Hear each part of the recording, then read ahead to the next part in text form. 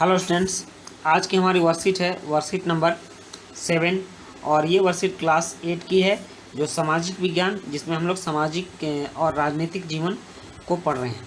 आज हमें जानना है संविधान क्या है और डेट है 16 अक्टूबर 2020। तो आज के वर्कशीट में हमें डिस्कस करना है कि संविधान क्या है। तो सबसे पहले हम ये समझ लें कि बच्चों, हमारा जो विद्यालय है, इस विद्यालय में भी बहुत सारे ऐसे नियम हैं जो कि बच्चों को फॉलो करने पड़ते हैं, टीचर को फॉलो करने पड़ते हैं, प्रधानाध्यापक को भी वो नियम फॉलो करने पड़ते हैं। तो ये जो नियम हैं, उन नियमों का जो लिखित दस्तावेज होता है उसी को संविधान कहते हैं। तो हमारा देश इतना बड़ा है, इतने बड़े देश को चलाने के लिए कुछ कानूनी बातें चाहिए, कुछ नियम चाहिए, कुछ वैसी बातें चाहिए जो कि हमारे देश के सभी लोग उसका पालन करें। तो इन सब बातों को एक जगह जो रखा गया है, इन सब बातों का जो एक दस्तावेज बनाया गया है कि हमारे देश में किसको क्या करना है और क्या नहीं करना है, यही संविधान कहलाता है। तो हमारे देश के संविधान में सबसे पहले एक पन्ना है और उस पन्ने पर भारतीय संविधान की उद्देशिका लिखी गई है, जो कि हमारे संविधान का प्रेम्बल कहलाता है, हमारे संविधान का दर्पण कहलाता है। उस उद्देशिका को जब हम पढ़ लेते हैं, जैसे ये उद्देशिका है, और इसको पढ़ने के बाद किसी को भी पता चल जाएगा कि भारतीय संविधान के अंदर क्या है, उसके संविधान में कौन सी बातें निहित हैं और ये संविधान क्या कहना चाहता है और किस तरह का संविधान है। तो चलिए, सबसे पहले हम भारतीय संविधान की उद्देशिका को पढ़कर आपको सुनाते हैं। ये सबको याद भी होनी चाहिए।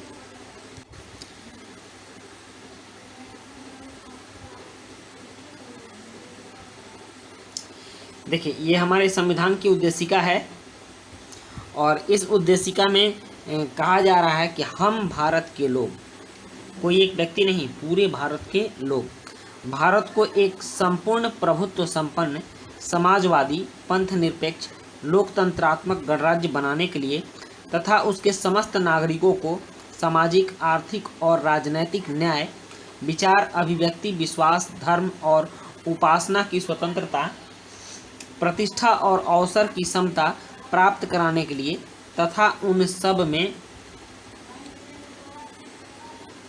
व्यक्ति की गरिमा और राष्ट्र की एकता और अखंडता सुनिश्चित करने वाली बंधुता बढ़ाने के लिए दृढ़ संकल्प होकर अपनी इस संविधान सभा में आज तारीख 26 नवंबर 1949 मिति मार्गशीर्ष शुक्ल सप्तमी सम्मत 2006 विक्रमी को एतद द्वारा इस संविधान को अंगीकृत, अधिनियमित और आत्मार्पित करते हैं। तो ये हमारे संविधान की प्रस्तावना है, इसको उद्देशिका भी कहते हैं कि हमारे संविधान का उद्देश्य क्या है वो इसमें छिपा हुआ है। तो इस तरह से हम समझ गए कि हमारे संविधान की उद्देशिका और प्रस्तावना क्या है, प्रेम्बल क्या है। और अब देखते हैं कि आपकी वर्कशीट में इसके बारे में क्या लिखा गया है और आपको संविधान को कैसे समझाया गया है। कह रहा है, प्यारे बच्चों, विद्यालय को सुचारू रूप से चलाने के लिए कुछ नियम, कायदे, कानून बनाए जाते हैं जिनका आप पालन करते हैं। इसी प्रकार किसी भी देश को कानूनी रूप और सुचारू ढंग से चलाने के लिए नियम और कानूनों की आवश्यकता पड़ती है। एक दस्तावेज के रूप में जमा किए गए इन्हीं नियम कानूनों को संविधान कहा जाता है। संविधान किसे कहा जाता है? तो किसी भी देश को कानूनी रूप और सुचारू ढंग से चलाने के लिए नियम और कानूनों की आवश्यकता पड़ती है। एक दस्तावेज के रूप में जमा किए गए इन्हीं नियम कानूनों को संविधान कहा जाता है। इस चीज़ को आप याद रखेंगे। नेक्स्ट है, दूसरे शब्दों में संविधान मूल सिद्धांतों या स्थापित किए हुए दृष्टांतों का एक समुच्चय है।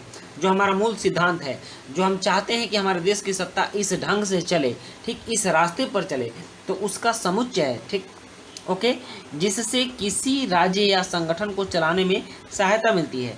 यह किसी भी देश का मौलिक कानून है। संविधान ये मौलिक कानून है, फंडामेंटल है ये। इससे इतर मतलब इससे अलग कोई भी कानून भारत में नहीं बन सकता है, या किसी भी देश में संविधान से अलग कोई कानून नहीं बन सकता है, जो सरकार के विभिन्न अंगों की रूपरेखा और मुख्य कार्य का निर्धारण करता है कि सरकार कौन से कार्य कर सकती है और कौन से कार्य नहीं कर सकती है। साथ ही यह सरकार और देश के नागरिकों के बीच संबंध भी स्थापित करता है कि सरकार का देश के नागरिकों के बीच कैसा संबंध होगा और नागरिक क्या करेंगे, सरकार क्या करेगी, किसका क्या अधिकार होगा, किसका क्या कर्तव्य होगा, यह संविधान ही निश्चित करता है। डॉक्टर भीमराव अंबेडकर को भारत का संविधान निर्माता कहा जाता है। किसको कहा जाता है? डॉक्टर भीमराव अंबेडकर को। भारत का संविधान निर्माता डॉक्टर भीमराव अंबेडकर को कहा जाता है। वे संविधान के मसौदा समिति के अध्यक्ष थे। मसौदा मतलब प्रारूप, संविधान कैसे बनेगा इस समिति के अध्यक्ष थे, इसलिए उनको भारतीय संविधान का जनक कहा जाता है, भारतीय संविधान का निर्माता कहा जाता है। संविधान का फाइनल ड्राफ्ट तैयार करने में, मतलब संविधान कैसा होगा और क्या क्या बातें होंगी, ये सब करने में 2 साल 11 महीने और 18 दिन का समय लगा। भारत का संविधान विश्व का सबसे लंबा लिखित संविधान है, ठीक। और 26 नवंबर 1949 को भारत के संविधान को अपनाया गया, जिसे 26 जनवरी 1950 को लागू किया गया। तो बच्चों, ये है हमारे संविधान के बनने की कहानी, और इससे रिलेटेड कुछ प्रश्न हैं, उन प्रश्नों को भी आप देख लीजिए। यहाँ प्रश्न 1 है, रिक्त स्थानों की पूर्ति कीजिए। कह रहा भारतीय संविधान को लागू किया गया। कब लागू किया गया? तो भारतीय संविधान को 26 जनवरी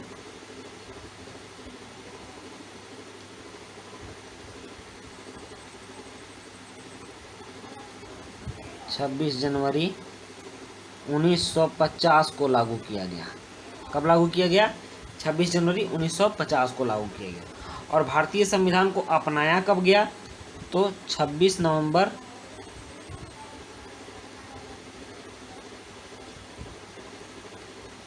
1949 को अपनाया गया। समझ गया आप? नेक्स्ट है, किसको संविधान का जनक माना जाता है? तो भीमराव अंबेडकर को। इनको हम लोग BR अंबेडकर भी कहते हैं। BR अंबेडकर,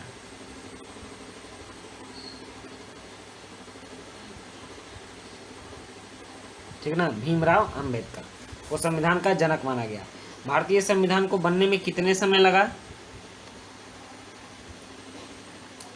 ये लगा 2 वर्ष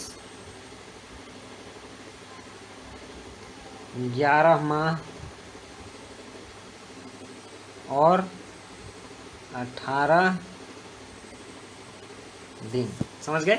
तो इस तरह से आपका पहला प्रश्न, ये जो फिल इन द ब्लैंक्स वाला पार्ट है, ये पूरा हुआ। उसके बाद भी 2 प्रश्न हैं।